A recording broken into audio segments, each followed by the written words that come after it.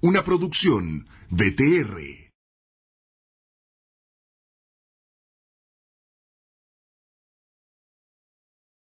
Hay todo un tema con la educación cuando uno es mapuche. Hay que lidiar con dos historias, con dos relatos, con dos formas de contar lo que sucedió. Y siempre estaba el desastre de Curalaba, que así le llaman los Wincas en el colegio, y que para mi abuelo era la gran victoria de Curalaba. Yo no lograba entender por qué el profesor en la escuela insistía en que era un desastre, si a nosotros nos contaban que era una gran victoria. Y después fui entendiendo más grande que claro, para los chilenos fue un tremendo desastre, y para nosotros fue una de las victorias épicas más grandes en la historia. Son cosas que suceden cuando uno tiene que lidiar con dos códigos culturales, con dos historias, con dos relatos. Hay jóvenes historiadores, hay académicos, hay gente que está contando la verdadera historia de nuestro pueblo, la verdadera historia de Chile, de este país, que es un país sin memoria. Hay genocidios que se han ocultado, hay matanzas que se han ocultado, y hay derrotas que serán derrotas desde el punto de vista español, pero son tremendas victorias respecto de los primos indígenas que somos nosotros, y que quizá en un futuro no muy lejano pudiéramos celebrar juntos, algún día, chilenos y mapuches, la gran victoria de Curalaba.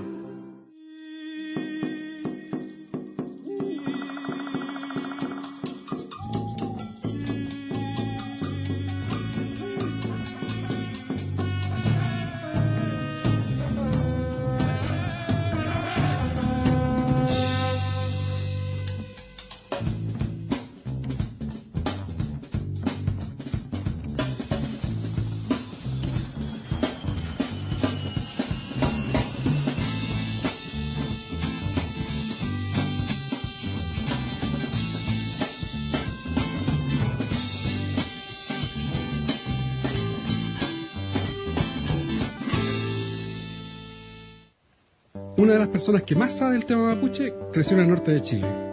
Premio Nacional de Historia, el profesor Jorge Pinto analiza el pasado, presente y futuro de nuestro pueblo. Profesor, ¿cómo uno podría explicarse que en el mito fundacional de Chile los mapuches tengamos tanta presencia y que después eso se haya dejado en el olvido?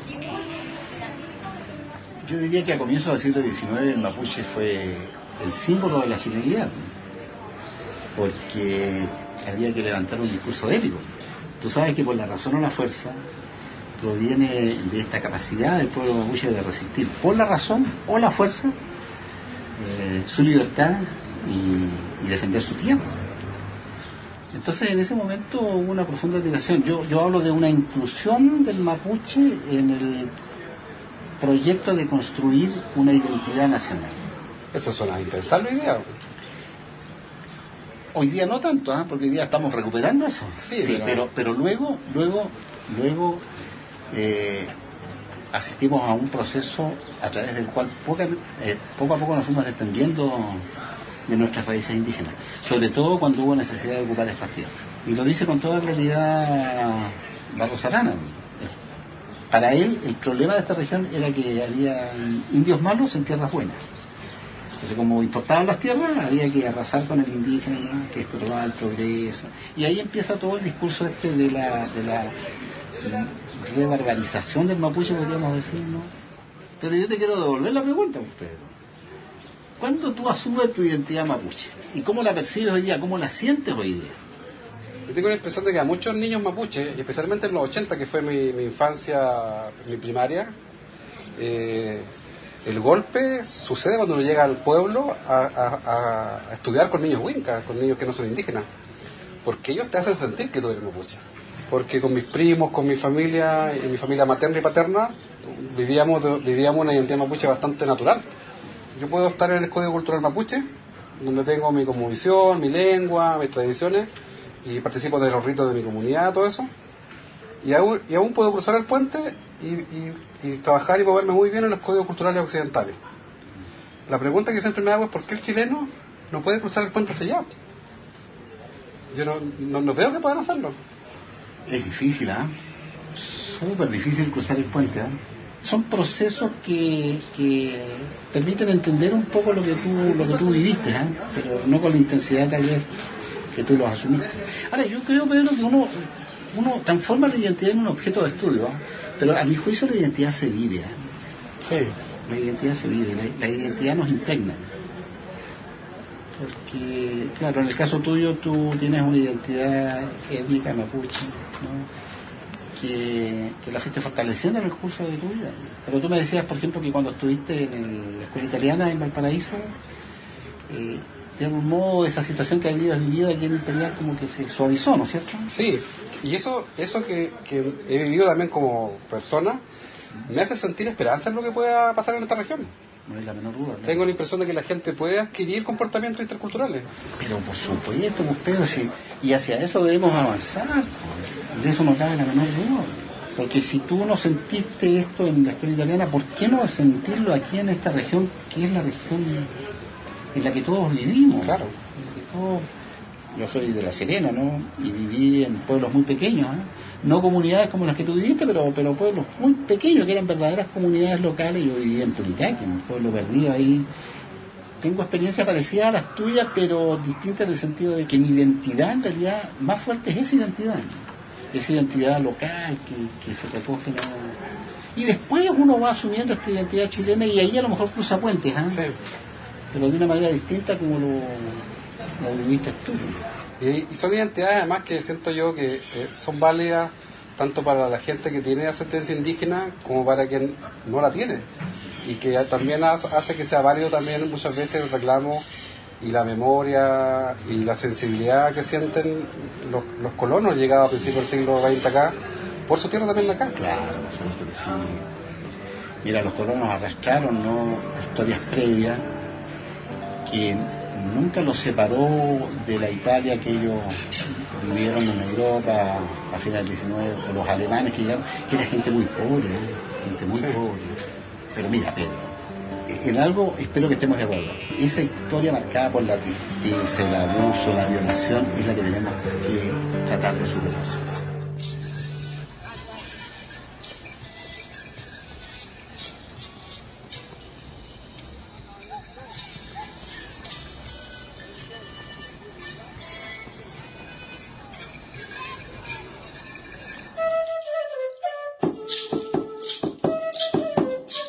Yo soy Doralisa Millelén Rabimán, trabajo como representante legal del Centro de Medicina Mapuche, y este Centro de Medicina Mapuche para nosotros es el Mapuche Ñilahuén-Tubún.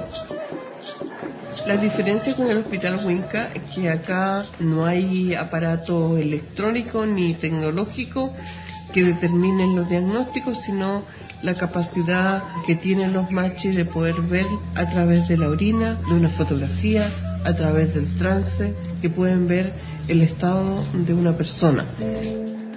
Este espacio es como la farmacia del hospital, pero con la diferencia que acá, en lugar de permiso, en lugar de tabletas, se entregan estas botellas de Ñilahuén que son indicadas por los machis.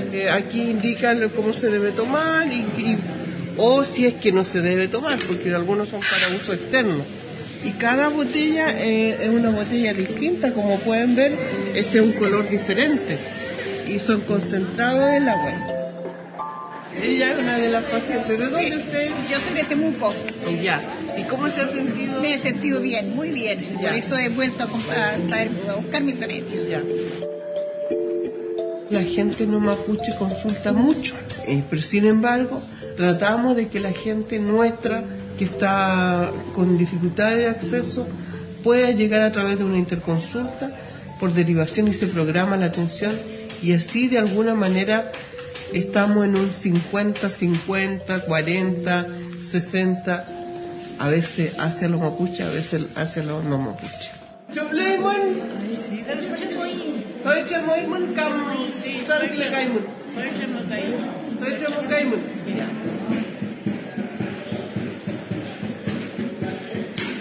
Ahí, en ese donde se escucha el ruido del cultrú, hay un machi que está haciendo el diagnóstico tradicional a través del trance.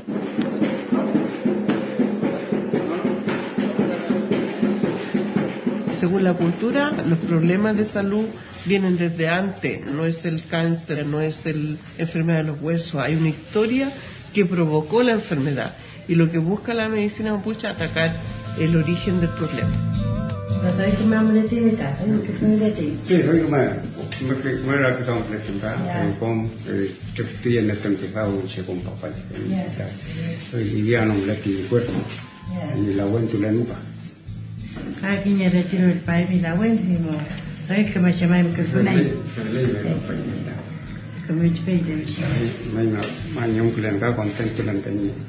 Hoy sí, me le tunu. Tra đi che, a chum đây bục tra đi che. Cái này chúng ta có mẹ cái tao ăn, mẹ mẹ ăn cái đây chép. Cái phương đi mày che cho mẹ mẹ ở đây. À có mẹ cái tao đi, có mẹ nhà ăn nghe tươi, nhà cái nghe tươi như thế mẹ ăn. Ông mua cái em ta mình nào ăn có mẹ thì cho mẹ em đấy, cái phương đấy tại mình nói chỉ cái. Nosotros sentimos que todo lo que existe en este mundo, visible y no invisible, se debe a una existencia mayor que desconocemos, que para nosotros es Elchen Kusé, Elchen Fuchá, Elchen Huechoentro, Elchen El Chabomó. Si bien eso es la divinidad para nosotros, esa divinidad se replica en la tierra con nosotros mismos. Entonces el patio ceremonial es la fe de que existe un pasado y que existe un presente y que existe un futuro.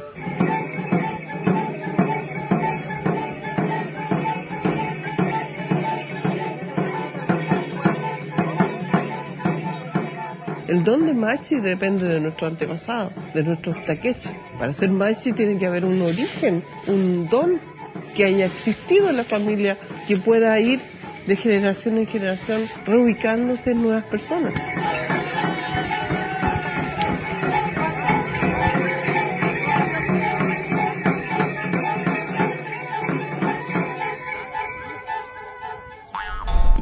La figura espiritual más importante del Lof es la Machi, autoridad religiosa de la comunidad.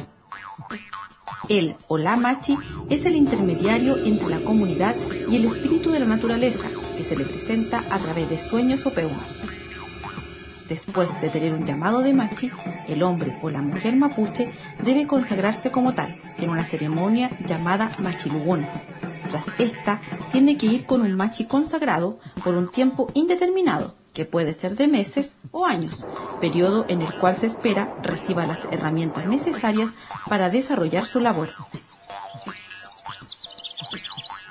Él o la Machi cuida de la salud de la gente del Lof, diagnostica a través de los peumas, la orina o el pulso y los trata usando distintas hierbas medicinales conocidas como la huel. ¿Usted siente que hay cosas que han ido mejorando o ve que aquí hay un problema inconcluso que ha tenido abordajes muy erráticos por parte de los distintos gobiernos? Bueno, yo creo que obviamente el Estado chileno no ha sido capaz de resolver un conflicto que generó el Estado cuando llega acá. Desde 1860 en adelante las políticas del Estado han sido absolutamente erráticas, eso no tengo duda. Se han hecho esfuerzos sin duda, y muchísimos esfuerzos, pero yo creo que la política del Estado ha sido muy errática. Y a mi juicio eso es lo que ha ido agudizando el conflicto y ha impedido que encontremos alguna solución a una situación que obviamente debe resolverse.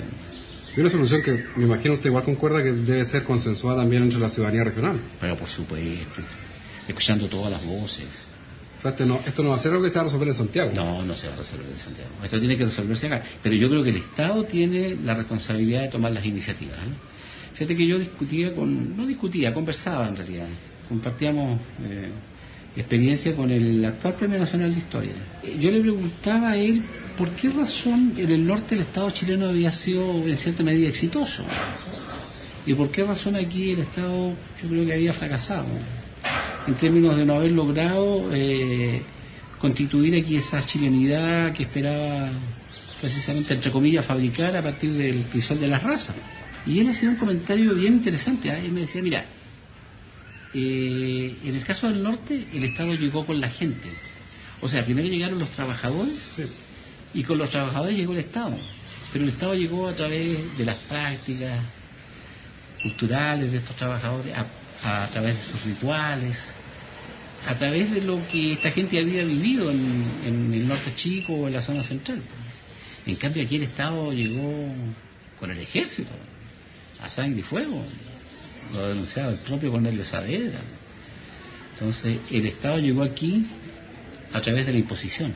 Y los mapuches, por cierto, agredidos, violentados, ¿no?, asumen una actitud de resistencia que se expresa en una resistencia hacia el Estado y en algunos casos hacia los colonos extranjeros. Ese, a mi juicio, fue uno de los peores fracasos del Estado. Y eso creo yo que estaría detrás de este conflicto que tenemos aquí en la región de la Araucanía. No podemos seguir lastimándonos como nos lastimamos, violentándonos como nos violentamos. Tenemos que superar eso, Pedro, ¿eh?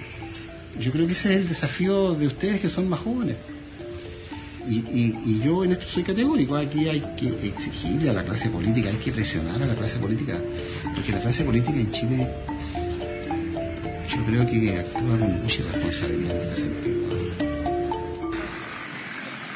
Esta debe ser una de las esquinas más tenebrosas para un mapuche en Santiago. Pedro de Valdivia con los conquistadores. Arranquemos de aquí rápido, cabrón.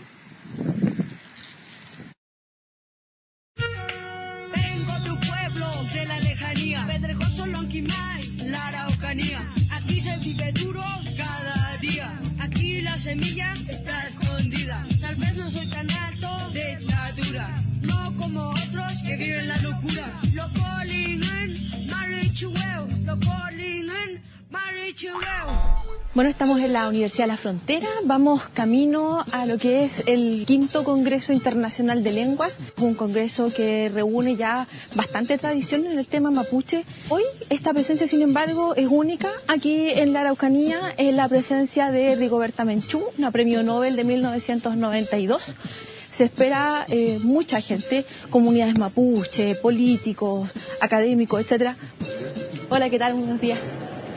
Bueno, les contaba, hay mucha gente, lo que se ve aquí atrás son medios de prensa, son gente de comunidades, incluso asistentes que se colaron aquí a tratar de tener algunas fotos o alguna declaración. Me voy. Bien, la mía. Acércamela para acá.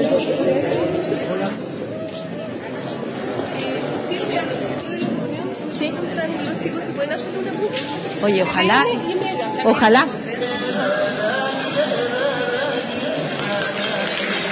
Bueno, así se recibe a Rigoberta Menchú en el aula magna de la Universidad de la Frontera. Pueden ver ustedes mucha gente.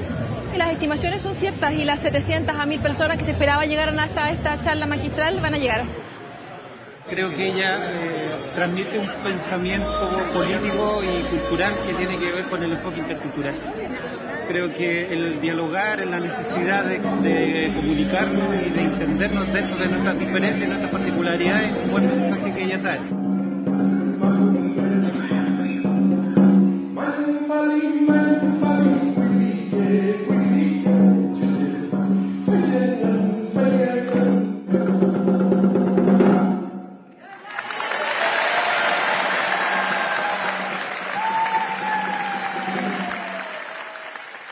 Agradezco a los abuelos y las abuelas que nos han dado la oportunidad de existir y de estar aquí el día de hoy. Vengo con mucha emoción, con mucho cariño que viene de Guatemala, de los pueblos mestizos que han hecho posible nuestro sentido de la vida y sobre todo el sentido de nuestra misión. Lo que yo hago es una misión, no solamente una especialización, sino es parte de una misión de todos. Hace un llamado la doctora Rigoberta Menchú al reencuentro de las diferentes culturas que están presentes en nuestro país, especialmente en nuestra región. Me gustó el llamado como a la solidaridad, a la paz, al como comprender nuestra cultura. Por todas partes yo creo que tiene que haber gente mapuche, gente no mapuche que sea sensible a relevar a los pueblos originarios como un aporte a esta sociedad en general. ¿Sí? Ahí me está llamando Mario Bernales. Ah, excelente. Oye, sí, por escondámonos la cara. También, justamente eso mismo le quería venir a decir yo, a pedirle romper un ratito el protocolo, ¿le parece? Y la idea es poder preguntarle 2 o 3 cosas que usted me cuente. Yo sé que está con un montón de gente aquí, que hay un montón de gente que fotografiarse con usted, preguntarle cosas, etcétera, pero le quiero pedir 2 minutos de su tiempo. Primero te voy a dar porque sos una reportera necia. Y segundo, alegre. Le agradezco. Y sabes decir. Para mí es un piropo eso, que usted me diga eso. ¿Cuál sería su mensaje para los jóvenes indígenas, a los que, como yo, no son ni premios Nobel ni nada, pero están tratando de hacerse camino, salir del campo a la ciudad, a la universidad? ¿Cuál es? Que tengan autoestima. Yo creo que la autoestima es muy importante, de saber que uno es importante y que uno tiene que perseverar para alcanzar lo que quiere. Si estamos organizados, si tenemos meta, si estamos claros de lo que queremos y no nos perdemos en camino. Yo no me dañaría mi vida porque otros no me entienden. Más vale que me entiendo yo mismo, ¿verdad? Entonces, que tengan autoestima. Muchas gracias por esta entrevista. Un gusto conocerla. Que esté muy bien. Hacemos la última foto. Vamos. Y sigue la foto. Tengo una nueva amiga, Rigoberta Menchú. Uno de los deportes más populares que ha practicado el pueblo mapuche es el palín. El palín se juega con un palo curvo llamado huiño y una pelota de madera o lana llamada pali. Los jugadores, mediante golpes del huiño, deben impulsar el pali a través del terreno de juego llamado paligüe, para hacer que éste cruce la línea de meta del equipo contrario y así marcar una raya o punto. Tradicionalmente, el ganador del partido debe marcar 4 rayas consecutivas para hacerlo. Si no es así, el marcador vuelve a 0. Por esto, el partido puede durar días o semanas. Desde sus orígenes, el palín requería de gran habilidad y resistencia, pero más allá del deporte buscaba solucionar conflictos y formar a los más grandes líderes del pueblo mapuche. ¿Cómo ve que el estudiantado o las nuevas generaciones que pasan por las aulas ven al tema mapuche? Hay mucha mayor sensibilidad, sin duda. Una mayor sensibilidad que uno la observa permanentemente aquí en la universidad. Porque también han surgido algunas organizaciones mapuche, algunas agrupaciones mapuche. Lo que más impacta, creo yo, aquí en la Universidad de la Frontera es un grupo de historiadores mapuche que surgieron de esta universidad y que están trabajando con jóvenes que están egresando de las universidades.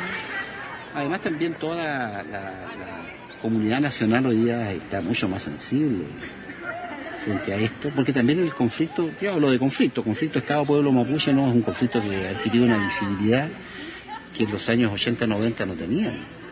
Usted es una de las personas que desde la academia ha sido un férreo, no sé si defensor, porque defensor remite como activismo, pero si usted ha sido un férreo defensor de la verdad histórica, y en ese rol que usted cumple, ¿usted siente que hay mucho todavía por escudriñar en lo que ha sido la historia regional, por ejemplo, que aún es desconocida para muchos?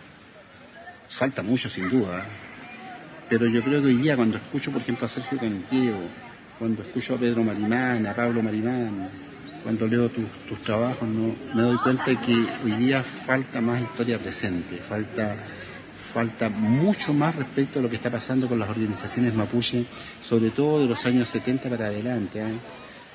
Porque esta historia es de ustedes, en realidad, es de ustedes, y ustedes tienen el legítimo derecho a hacerla. Lo que pasa es que yo aquí descubrí una historia, Pedro. Yo te confieso que cuando llegué, este tema lo desconocía absolutamente. Y aquí descubrí así. ¿Usted viene del norte? Yo vengo del norte, soy de tierras con soles más habituales de los que tenemos en estos momentos acá. Yo siempre he pensado que estoy prestado aquí en la región de la Araucanía, ¿no? ¿Y usted siente que se ha mapuchizado en parte? No diría que me he mapuchizado, sino que me he sensibilizado frente a una historia que yo desconocía, ¿no? Y que te confieso sinceramente que a veces me llena un poco de ira, porque es una historia que ha sido tan mal relatada. Es una historia que debería obligarnos a los historiadores a hacer tremendos esfuerzos por develarla. Creo que aquí descubrí una historia que desconocía y que me obligó a reconstruirme, a rehacerme como historiador. Sergio Villalobos es como esta especie de Darth Vader de los mapuches, es como la cara del mal, es como esta especie de enemigo público número 1 de lo que hoy día podría ser la reivindicación mapuche. ¿Cómo concilia usted eso de que sea su maestro? Satanizado, Sergio Villalobos. ¿Sí? Diabolizado. ¿Sí? Yo, por cierto, no comparto los juicios de Sergio Villalobos de ninguna manera, pero tampoco puedo dejar de sentir el reconocimiento que un discípulo debe al maestro. En ese sentido, Villalobos tiene como dos rostros, ¿no? El rostro del maestro, que acompaña a sus alumnos, que busca abrirle espacio. No hay historiador en Chile en la segunda mitad del siglo XX, de los de mi generación, que no haya pasado por sus manos o que en algún momento no haya estado vinculado a él.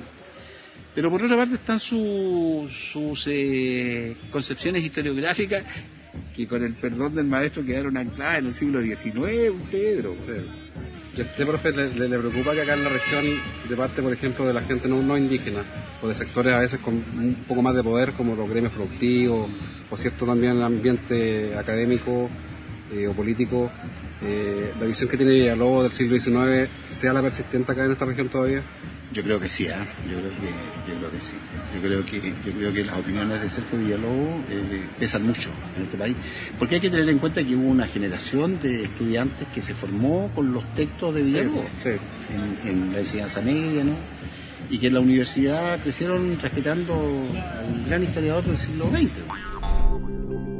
Con el tiempo he aprendido a solidarizar con el pueblo mapuche. Es que yo a lo largo de mi vida he sido un migrante. Como mucha gente de mi tierra, del norte chico, nosotros no vivimos, escapamos, ¿no?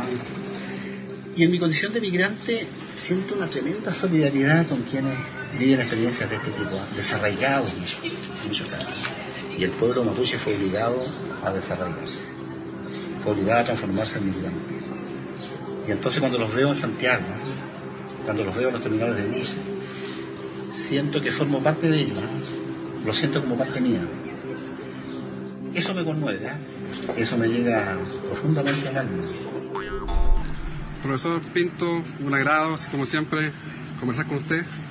Gracias por su palabra, por sus mensajes también. Y veamos si la campaña prospera, la campaña política. Vamos a ver, Pedro, no, el placer ha sido mío, y muchas gracias por la entrevista. Yo creo que ustedes hacen una labor por difundir lo poco que hacemos en esta universidad regional. Poco digo porque deberíamos hacer mucho más.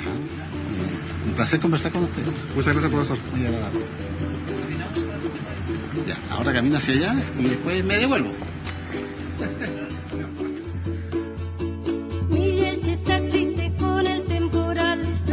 Se acuestan en ese barrial, los indios resuelven después de llorar, hablar con Isidro, con Dios y San Juan, con Dios y San Juan, con Dios y San Juan. Camina la machi para el guillatún, chamal y rebozo, trailonco y cultrún, y hasta los enfermos de su machi. Si quieres ver más capítulos, entra en VOD Canal 900 de BTR.